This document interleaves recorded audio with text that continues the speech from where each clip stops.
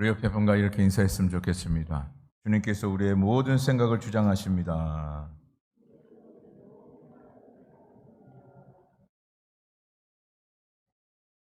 오늘도 말씀을 통해서 도전받고 힘을 얻고 소망을 얻는 우리 모든 성도님들이 다 되어지기를 간절히 바랍니다. 프랑스의 유명한 소설가 빅토르 위고라는 유명한 인물이 있습니다.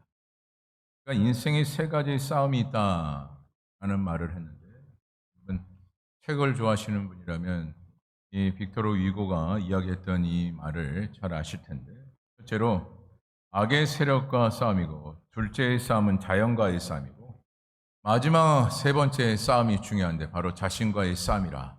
그것이 바로 오늘날 우리의 인생이다. 그렇게 이야기를 했어요. 물론 첫 번째, 두 번째 싸움은 더 쉽지가 않습니다. 하지만 가장 인간으로서 어려운 싸움이라고 한다면 바로 자신과의 싸움이라 그렇게 볼 수가 있어요. 그러나 더 중요한 것은 자신과의 싸움에서 이기는 자가 없다라는 것. 자신과의 싸움에서 이기면 승리자가 되어지는 것인데 자신과의 싸움에서 이기기가 어렵다라는 것. 그래서 오늘날 우리의 신앙생활에도 가장 중요하게 생각해야 될 것이 무엇이냐? 바로 우리 자신과의 싸움. 늘 하나님의 말씀과 충돌이 되는 것이 무엇입니까? 나 자신이에요. 생활의 주변의 환경, 물론 그것도 때로는 말씀과의 충돌이 이루어지지만 가장 크게 충돌을 이루는 것은 결국 나 자신이에요. 내가 어떤 생각을 가지고 있느냐에 따라서 늘 말씀과 충돌이 이루어집니다. 또한 나의 가치관도 그렇고, 또한 내가 바라고 원하는 것이 또한 강하면 강할수록 또 하나님과의 그 말씀과 대치가 되어져 있어요. 이처럼 신앙생활에도 가장 또한 문제가 되는 문제가 바로 우리 자신입니다. 우리 자신과의 그 싸움을 어떻게 이루어가느냐가 중요한데, 이렇게 목회자들은 정리를 해요. 말씀대로 살아가느냐, 아니면 혼합주의 신앙으로 살아가느냐. 다시 말해 세상의 지혜를 얻으며 살아가느냐, 그저 세상의 이치에 맞추어 살아가느냐. 이것을 이야기하고 있습니다. 이 싸움에서 영적으로 특별히 말씀대로 살아가는 그 신앙생활이 되어진다면, 즉 말씀대로 살아간다는 것은 결국 나 자신을 내려놓고 철저히 하나님 중심으로 살아간다는 것인데, 그와 같이 살아갔을 때 말씀을 우리에게 전하기를 뭐라고 말씀하느냐? 비로소 승리하게 된다는 거죠. 우리는 승리하기를 원하지 않습니다. 결국 하나님께서 우리에게 가르치는 바는 승리하기 위해서는 결국 나 자신을 내려놓아야 한다는 거죠. 우리는 우리 스스로도 우리를 이길 수 없기 때문에 우리는 우리 자신을 내려놓아야 하고, 또한 우리 자신을 이길 수 있는 것은 오직 누구임을 말씀하고 있습니까? 우리를 다스리시는 성령 하나님께서 우리의 마음을 다스렸을 때 비로소 우리는 승리자가 될 수 있다는 거죠. 그래서 우리는 혼합주의 생활을 살아가는 것이 아니라 늘 말씀 중심의 생활이 되어야 한다는 것이에요. 그분의 가르침대로. 그분의 가르침대로. 그랬을 때 비로소 우리가 성도로서의 그 모든 모범된 모습을 갖출 수가 있어요. 오늘도 집사님이 기도를 통해서 성도로서에 대한 그 모든 부분들을 기도하셨는데, 이처럼 오늘 우리의 신앙생활의 중심적인 그 역할 속에 성도로서의 그 역할을 바르게 하기 위해서는요, 말씀이 중심이 되어져야 된다는 거예요. 다시 말해 오늘날 우리의 생활 가운데 이 말씀이 살아 역사하는 자가 되어져야 한다는 거죠. 그래서 싸움에서 승리하게 될 수 있고요, 더불어 하나님께서 공급해 주시는 그 축복의 은혜가 덧입게 되어져 있습니다. 이것은 오늘 본문에서도 하나하나 이 부분을 언급하고 있는데, 본문의 말씀의 시대적 배경을 잠시 살펴보게 되면 바벨론의 느부갓네살 왕이 세 번째에 걸쳐서 유다를 침공하여 유다 백성들을 다 포로잡는 그때 그 시대의 시대적 배경을 그리고 있습니다. 먼저 첫 번째 침공을 살펴보게 되면 BC 605년에 침공을 하게 되는데, 바로 성전의 기물들을 빼앗고요. 젊은 인재들을 다 포로로 잡아가요. 그리고 두 번째 침공은 BC 597년인데 여호야김이 바벨론을 배반하자 유다를 침공해서 당시 왕과 왕족 그리고 귀족의 권력자들 그들을 포로로 삼게 되는데 그때 인원수가 몇 명이냐? 1만 명이었어요. 당시 여러분 1만 명이라는 것은 엄청난 수입니다. 그들을 다 무엇으로 만들었다고요? 포로로 만들었어요. 그리고 세 번째 침공은 BC 587년인데 성전과 가옥을 불태우고요. 그리고 모든 백성들을 다 포로로 잡아가게 됩니다. 그래서 유다는 세 번째 침공으로 완전히 망하게 되고 말죠. 그로 인해서 유다 백성들은 포로 생활을 몇 년을 해나갔느냐? 그리고 70년의 포로 생활을 하였습니다.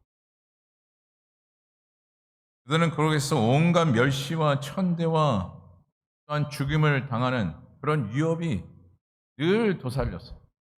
그래서 하루하루가 죽느냐 사느냐였어요.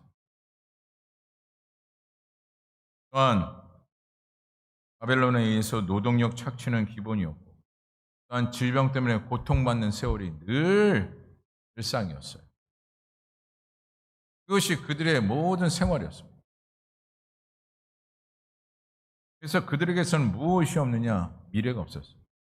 삶의 희망이 없었습니다. 포로이다 보니. 그런데 그렇게 희망이 없는 그들에게 하나님께서 주신 그 메시지가 무엇입니까? 바로 희망의 메시지였는데 그 내용은 바로 하나님의 생각이 전해지는 말씀이었어요. 그 말씀은 하나님께서 포로에서 다시 돌아오게 할 것이다. 포로로 잡혀가서 70년의 포로 생활을 하는 그 모든 세월 가운데 하나님께서 그들에게 희망을 주신 메시지가 무엇이라고요? 다시 돌아오게 할 것이다. 다시 돌아오게 하신다는 것은 이제 포로 생활을 그치게 할 것이다. 누가요? 하나님께서. 그들이 희망을 저버렸던 것은 무엇입니까? 미래가 없는 것은 무엇입니까? 자신들이 그 포로 생활을 정리할 수 없었기 때문에. 정리하고 싶고 또 정리하고 싶었으나 본인들의 그 힘으로는 그 포로 생활을 그칠 수가 없었기 때문에 앞으로의 미래가 없었던 거예요. 하지만 오늘 주님께서는 뭐라고 말씀하고 계셔요? 그들에게 다시 돌아오게 하리라. 무엇을 주고 있는 것입니까? 희망을 주고 있는 거예요. 오늘날 우리의 신앙생활도 그렇지 않습니까? 내가 하면 안 돼요. 하지만 누가 하면 가능합니까? 주님께서 하시면 가능한 줄 믿습니다. 그래서 우리가 예수를 믿는 것 아니겠어요? 그분의 그 능력의 권세로 살아가기 위해서. 그래야 내 인생이 올바르고 또한 인생 가운데 내가 미래가 있기 때문에 희망이 있기 때문에 그래서 오늘날 우리는 믿는 거예요. 누구를요? 예수 그리스도를. 분명 유다 백성들은 자신의 싸움에서 실패하였기 때문에 도저히 희망이 없는 그와 같은 인생. 그런데 그와 같은 인생을 살아갔던 것은 무엇이라고 했습니까? 바로 혼합주의의 그 인생을 살아왔던 그들의 인생이었기 때문에 그들은 철저히 망하게 되었고 포로 생활을 70년간 감당할 수밖에 없었어요. 여러분 이것을 기억하셔야 돼요. 그들이 어떤 생활을 해왔는가? 어떤 생활을 했는가? 그들은 철저히 하나님의 백성으로서 말씀 생활이 되어져야 했고 늘 하나님 앞에 매달려 기도하는 기도 생활이 되어야만 했습니다. 하지만 그들은 그렇지 않았어요. 무슨 생활이 되었다고요? 혼합주의 생활을 하고 말았습니다. 그 생활로 인해서 그들이 희망을 잃게 되었고 미래를 보장받지 못하였습니다. 그리고 70년간의 그 포로 생활을 할 수밖에 없는 처지가 되고 말았던 것입니다. 그런데 이와 같은 그들의 그 처지 속에 하나님께 주신 그 메시지, 그 희망의 메시지는 결국 무엇입니까? 하나님께서는 자신의 백성들을 끝까지 사랑하고 계시고 또한 자신의 백성을 늘 생각하고 계셨다라는 것이에요. 한 번도 그들을 잊은 적이 없고 늘 그들을 생각하시고 또 생각하셨던 분이 누구십니까? 주님이셨다라는 거예요. 그래서 여러분 본문 12절에 이렇게 말씀을 하고 있는 겁니다. 우리 본문 11절 말씀 같이 한 목소리로 함께 읽어보도록 하겠습니다. 본문 11절입니다. 시작. 여호와의 말씀이니라. 너희를 향한 나의 생각을 내가 아나니 평안이요 재앙이 아니니라.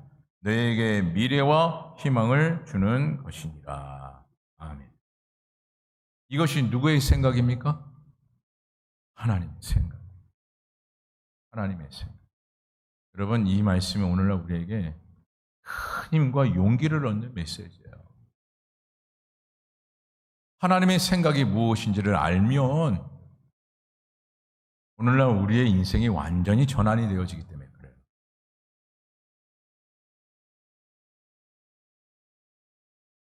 하지만 그들은 어떻게 하였습니까? 하나님을 생각하지 않아요. 하나님은 그들을 생각하고 있는데 그들은 하나님을 생각하지 않았어요. 하나님의 입장에서는 얼마나 섭섭했겠습니까? 얼마나 섭섭. 여러분, 부모의 입장에서 자녀들은 늘 생각하지 않습니까? 네, 자녀들은 부모를 눈곱반치도 생각 안 한다고 생각을 해보세요. 부모는 늘 오늘도 아침은 챙겨 먹나? 점심도 저녁도 잘 챙겨 먹어야 하는데 또 혹시 길을 걷다가 다치지는 않나? 늘 이것저것 부모는 자녀를 위해서 생각하고 또 생각하고 또 생각하지 않습니까? 근데 자녀는 아무런 생각이 없어요. 부모에 대한 아무런 생각도 없어요. 부모가 먹든지 말든지, 심지어 부모가 죽든지 살든지 아무런 관심이 없다고 여러분 생각해 보십시오. 여러분의 마음이 어떤 마음이시겠습니까? 오늘 유다 백성들이 그랬어요. 하나님은 그들을 향해 계속 생각하고 또 생각하고 또 생각했어요. 하지만 그들은 하나님을 생각하지 않았어요. 오히려 그들의 생활은 어떤 생활이었다고요? 혼합주의 생활이었어요. 그저 세상과 버타는 그 인생, 거기에 즐거움을 가져서 그렇게 생활했던 인물들이 바로 유다 백성들이었어요.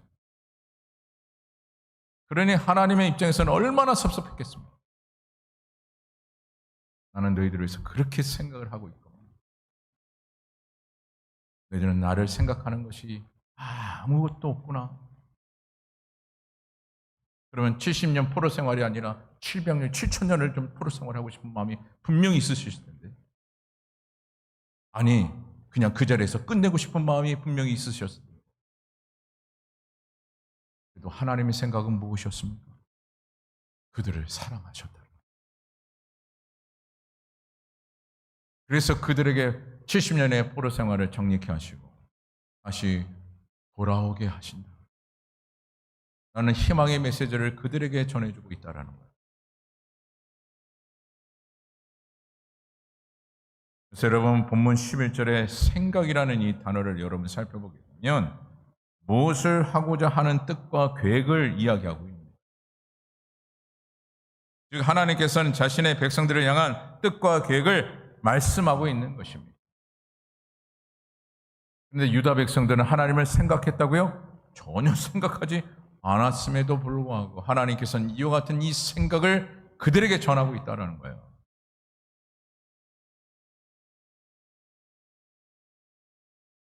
그래서 오늘 우리는 나의 생각과 나의 고집을 앞세우는 생활이 아니라 누구의 생각을 먼저 아는 자가 되어져야 하겠습니까?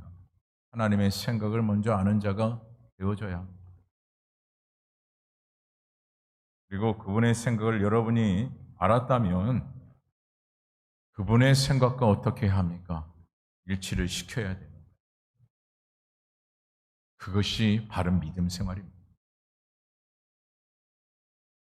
그리고 여러분 하나님의 생각은 무엇입니까? 우리의 생각보다 크고 높고 넓으신 분이 바로 하나님이십니다.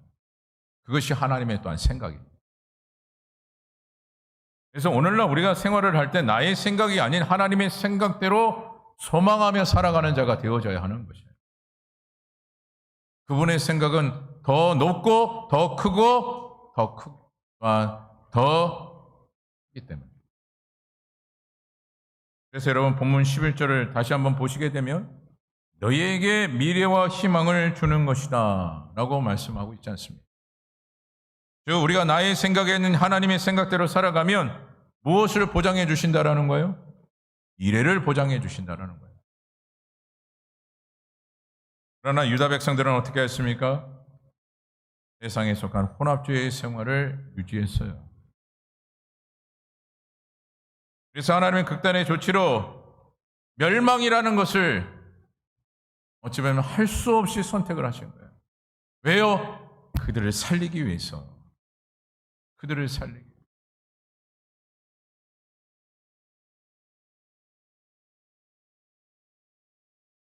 또한 그들을 깨닫게 하기 위해서 하나님께서는 70년의 포로 생활을 하게 하신 겁니다.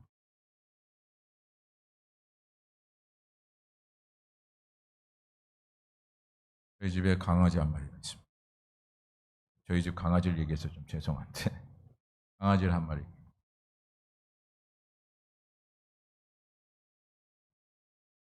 강아지는 사람의 말을 잘 듣지 않습니다. 모릅니다. 먹지 마라, 먹지 마라 하는데도 강아지는 어떻습니까? 먹습니다. 그럼 극단의 조치로 주인은 어떻게 합니까? 이해하고 들으십시오. 일단 한 대 팹니다. 그러면 강아지는 어떻게 합니까? 그다음부터 먹지 않아요. 그게 강아지더라고요.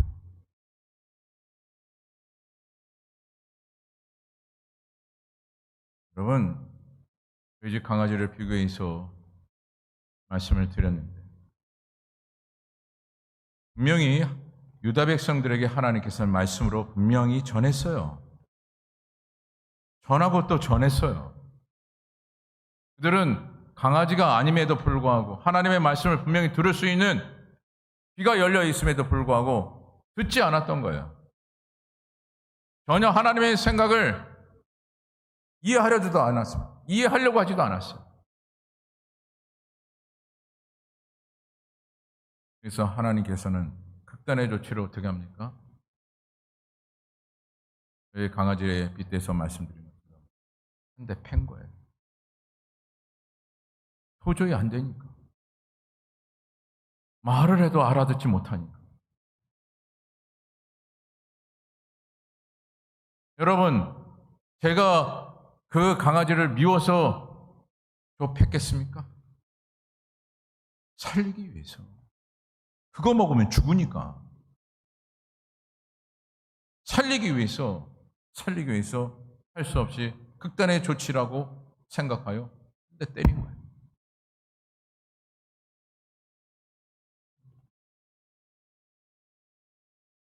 바로 유다 백성들이 그 꼴이었어요.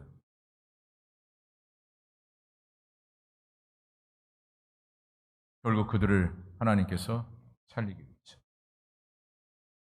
그리고 여러분, 말씀의 평안이라는 이 단어 속에는 또한 이런 의미가 심어져 있어요. 평안과 안정과 번영을 말하는 것입니다. 그래서 오늘 우리는 나의 생각을 고집해서 안 된다라는 것을 분명하게 우리는 이 평안이라는 이 단어를 늘 인식하고 살아가야 합니다. 결국 여러분, 우리를 안정케 하고 번영케 하고 평화롭게 하는 것은 누구의 손길로만 가능하다라는 것입니까? 하나님의 손길로만 가능하다라는 거예요. 여러분, 여러분의 미래를 누가 안정케 합니까? 여러분의 평화를 얻을 수 있는 것은 누구를 통해서 평화를 얻습니까? 여러분 가만히 생각하면 아무도 없어요. 내 인생을 번영케 하는 것은 누굽니까?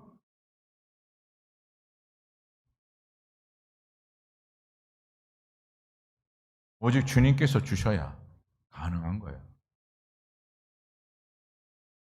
무엇을요? 하나님께서 공급해 주신 그 평안이 우리 가운데 공급이 되어져요.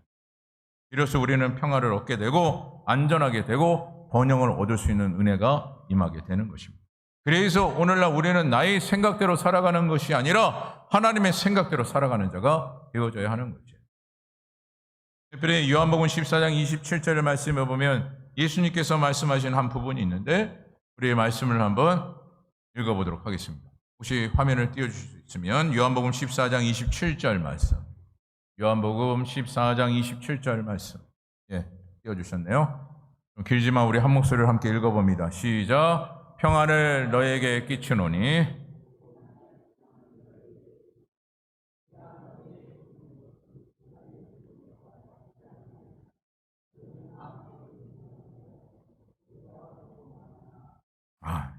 이와 같이 평안은 누가 주시는 겁니까? 주님께서 주시는 거예요. 그래서 오늘날 나의 생각대로 살아가는 것이 아니라 주님의 생각대로 살아가는 자가 되어져야 합니다. 그래요? 그 평안을 우리가 소유하였을 때 우리의 인생의 미래를 보장받기 때문에 여러분 이것은 매우 중요한 거예요. 여러분 사람이 가장 두려워하는 것 중에 가장 크게 두려워하는 것이 무엇인지 아십니까? 앞으로의 미래예요. 그럼 어떤 분들은 당장 내일을 걱정하고 두려워하시는 분들이 의외로 많습니다. 의외로 많습니다. 걱정 안 할 뿐이죠. 걱정거리를 쏟아보면요. 살 수가 없습니다.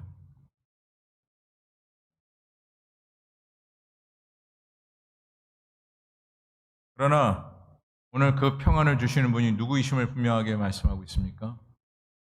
바로 주님께서 평안을 주신다라는 것. 다시 한번 말씀을 드려요. 평안은 평화와 안정과 번영이라고 했습니다. 근데 그것을 하나님께서 주시는 거예요. 근데 우리가 나의 생각이 아닌 하나님의 생각대로 살아갔을 때 그 평안을 얻게 되는 겁니다. 그리고 미래에 대한 무엇이 생기게 됩니까? 희망이 생기게 되는 거죠. 당시 유다 백성들에게도 무엇이 있었느냐? 미래가 있었어요. 근데 그 미래가 있다라는 것은 본인들의 생각이었어요.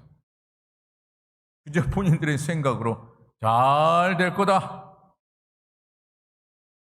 잘 될 거다. 여러분, 믿음 생활하시면서도 종종 잘 될 거다. 그것이 자신의 생각이라면 여러분, 큰일입니다. 누구 때문에 잘 될 거다라고 우리는 고백해야 합니까? 주님 때문에. 주님이 나에게 평안을 주시게 내가 내 생각대로 살아가는 것이 아니라 하나님의 생각대로 살아가며 내가 평안을 얻고 그래서 평안을 얻었기에 잘 될 것이다. 이런 고백이 있어야 된다는 거예요. 그저 내 생각대로 잘 될 것이다. 이것은 믿음 생활이 아니에요. 이것으로 여러분 보장받을 수 없어요. 이와 같은 이 생각은 누구의 생각과 다를 바 없느냐? 유다 백성들과 다를 바가 없는 거예요. 결국 그 같은 그 생각을 통해서 그들은 어떻게 됐습니까? 무너지고 또 무너졌어요. 그리고 완전히 멸망하게 되었죠. 그뿐입니까? 수치를 당하는 70년간의 포로 생활을 할 수밖에 없는 처지가 되고 말았어요. 자신들의 그 생각에 매여서 살아갔다.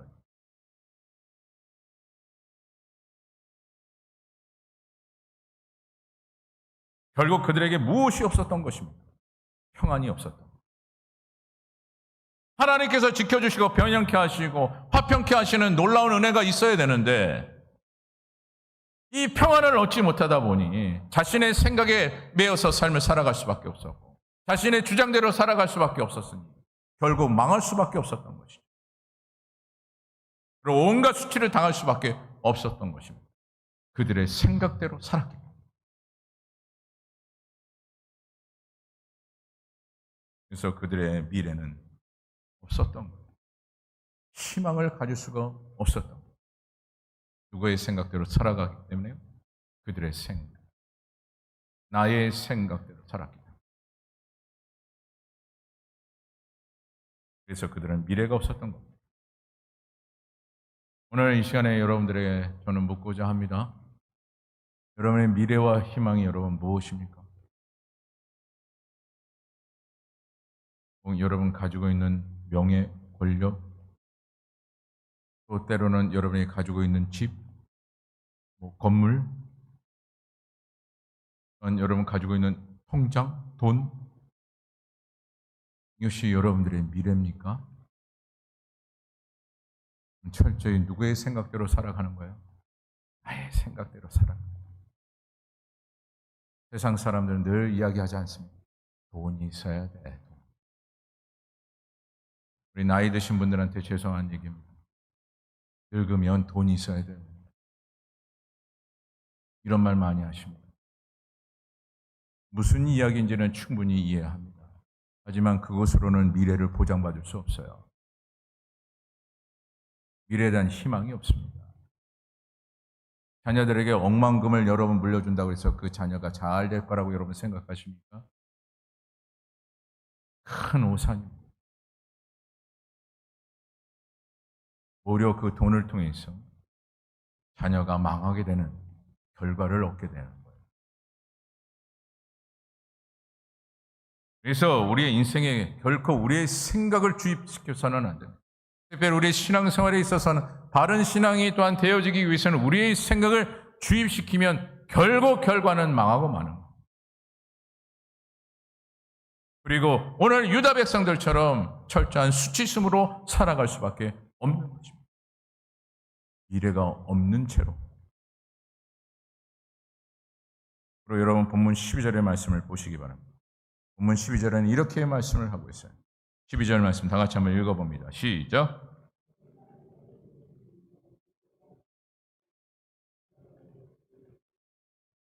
아멘. 분명히 하나님의 생각을 본문 11절을 통해서 그들에게 전하였습니다. 그러면서 오늘 본문 12절에 말씀하기를 뭐라고 말씀을 하느냐. 너희가 내게 부르짖으면 내게 와서 기도하면 내가 너희들의 기도를 들을 것이다 라고 말씀하고 있어요. 여러분 앞서 여러분들의 말씀을 드렸어요.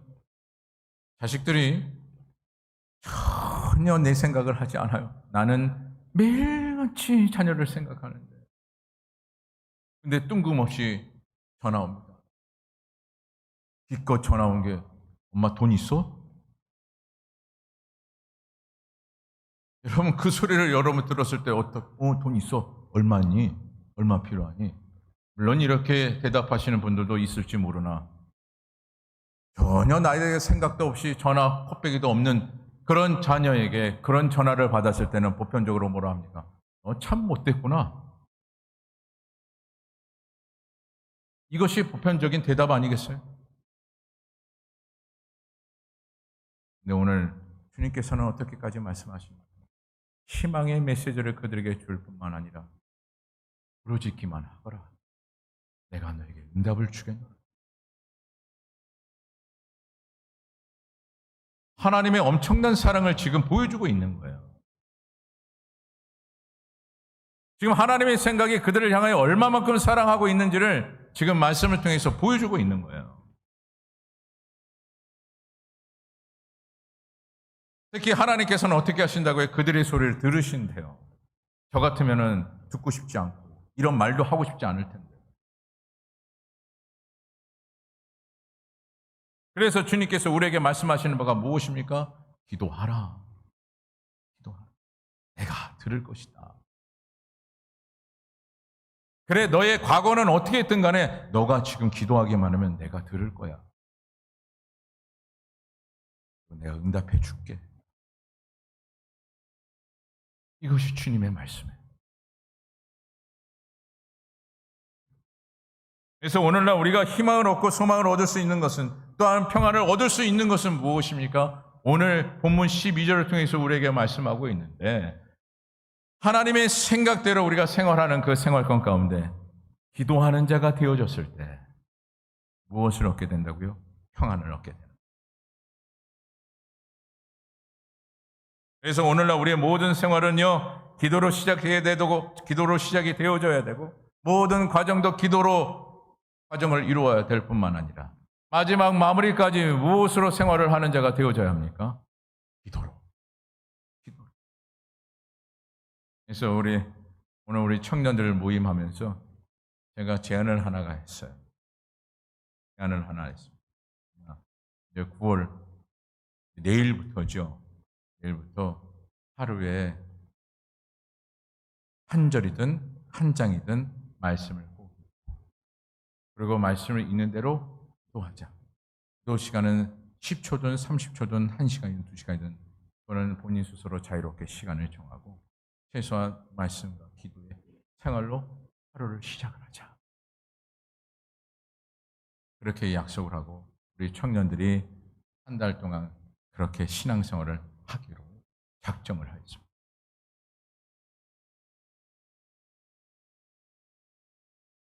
왜 그렇습니까?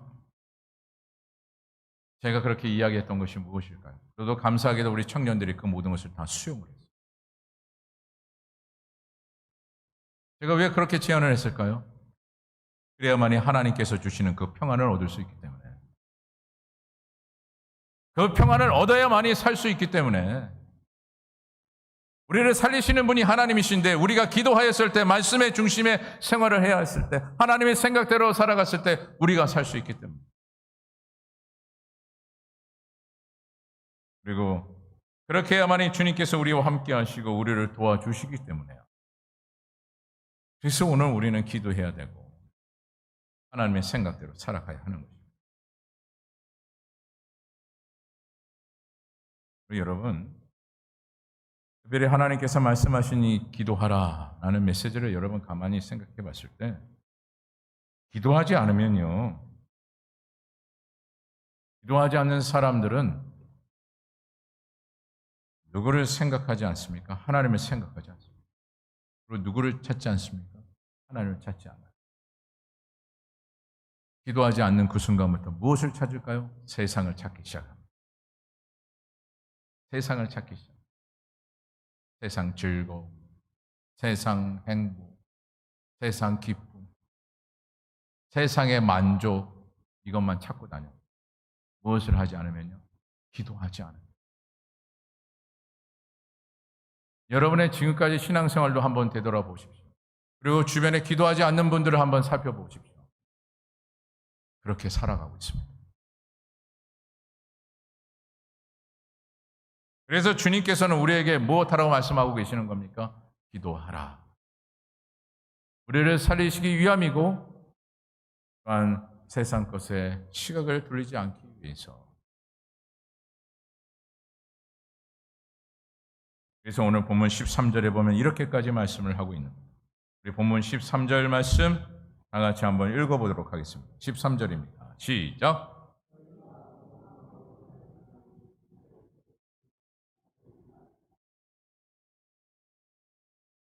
여기서 또한 중요한 메시지를 담고 있죠. 구하고 찾는다 라는 것을 말씀하고 있어요. 나를 구하면 나를 찾을 것이요. 이런 참 중요한 메시지예요. 근데 이것을 우리가 얻기 위해서는, 이와 같이 이 말씀이 적용되어지기 위해서는 가장 중요한 하나가 있어요. 그 중요한 하나가 무엇이냐? 나의 생각을 내려놓는 것입니다. 나의 생각을 내려놓지 못하면 나를 구하면 나를 찾을 것이요 라는 이 말씀을 적용할 수가 없어요. 내 것을 내려놓지 못합니다. 그리고 여러분 본문 14절에는 이렇게 말씀을 하고 있죠. 우리 14절 말씀도 함께 읽어보도록 하겠습니다. 시작. 이것은 여호와의 말씀이니라. 나는 너희를 만날 것이요 너희를 포로된 중에서 다시 돌아오게 하되 내가 쫓아보내었던 나라들과 모든 곳에서 모아 사로잡혀 떠났던 그곳으로 돌아오게 하리라. 이것은 여호와의 말씀이니라. 이 말씀을 보면 다시 돌아오게 하리라, 돌아오게 하리라 라고 주님께서 말씀하고 있습니다. 이 약속은 무엇인지 아십니까? 바로 회복과 언화가 축복을 이야기하고 있는 거예요. 유다 백성은 뭐하고 있었는데요? 전혀 하나님을 생각하지 않았음에도 불구하고 돌아오기만 하면 하나님께서 어떻게 하신다고요? 회복과 함께 축복을 주신대요. 그래서 저는 바라옵기는 9월 한 달이 어떤 달입니까? 우리 교회에서는 기도하는 달이에요. 그 전에 기도하지 못했을지라도 우리가 기도하면, 기도의 회복이 되어지면 하나님께서 우리에게 무엇을 주시겠습니까? 축복을 주셔요. 그것을 또한 누가 바라고 계시는 겁니까? 하나님께서 바라고 계시는 겁니다. 우리에게 무엇 주시기 위해서요? 축복 주시기 위해서. 그 전에 바른 신앙을 하지 못했던 그 모든 부분들을 또한 회복시키기 위해서.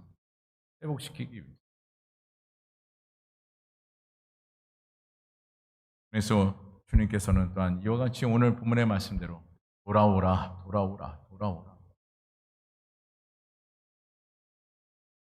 간혹 제가 또한 목회하면서 그런 말씀하시는 분들이 많아요. 목사님, 예전에 참 저 기도 많이 했는데, 죄송한 얘기지만 속으로 그래요.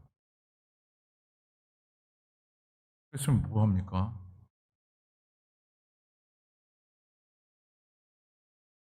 예전에 아무리 기도 많이 했으면 뭐합니까? 지금이 그렇지 않으면 아무것도 아닌 것입니다.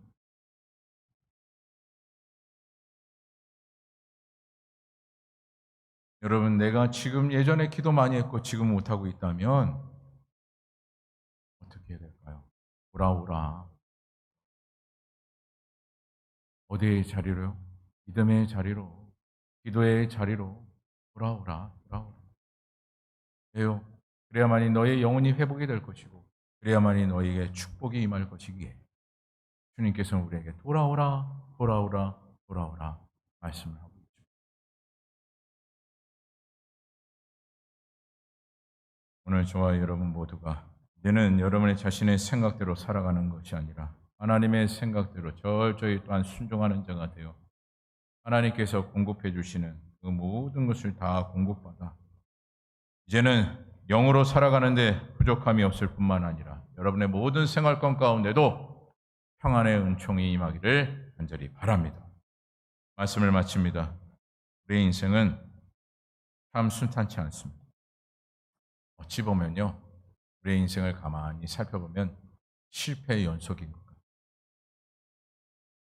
간혹 이렇게 얘기하시는 분들이 있어요. 목사님, 해도 안 돼요. 해도 안 돼요. 전도사 시절에 중등부 사역을 맡은 적이 있는데 학생들이 그렇게 얘기해요. 목사님, 그땐 전도사였으니 목사님, 뭐 해도 안 돼요. 해도 안 돼요. 정말 열심히 했거든요. 근데 안 돼요. 뭐가 안 된다라는 거예요. 성적이 안 나와요. 왜 그런지 모르겠어요. 저는 공부를 포기해야 되는 걸까요? 아니다. 지금 너가 하고 있는 방법부터 하나하나 고쳐 나가거라. 처음부터 너가 공부를 어떻게 지금 하고 있는가, 잘못된 부분들을 하나하나 고쳐가면 된다. 그러면 좋은 성과가 있을 거예요.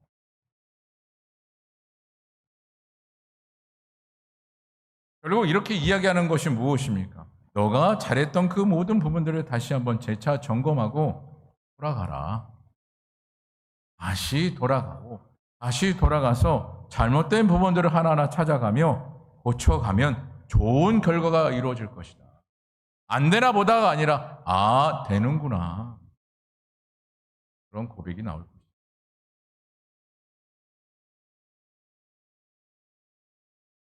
그래서 오늘 저와 여러분들도 늘 여러분의 삶 가운데 평안과 미래와 희망의 삶을 원한다면 재차 여러분들에게 말씀을 드립니다. 여러분의 생각이 아닌 하나님의 생각대로 살기를 소망하고, 또한 오늘 주님께서 우리에게 말씀하신 이 말씀대로 기도의 회복의 역사가 저와 여러분 가운데 임하여 하나님께서 공급해 주시는 그 무한한 축복이 저와 여러분 가운데 임하기를 간절히 주님의 이름으로 축원합니다. 기도하겠습니다. 사랑의 하나님, 오늘도 말씀 주심에 감사합니다. 오늘 이 말씀 속에 우리가 어떤 삶을 살아가야 하고 또 성도로서의 갖춰야 될 그 신앙의 자세가 또한 무엇인지 오늘도 말씀하신 이 말씀 속에 특별히 우리의 생각을 다 내려놓고 오직 하나님의 생각대로 살아가기를 소망하는 믿음의 삶이 되기를 오늘도 우리의 마음에 담고 하나님의 생각대로 살아가는 주의 종들이 되게 하옵소서. 모든 것 감사드리오며 예수 그리스도의 이름으로 기도드립니다.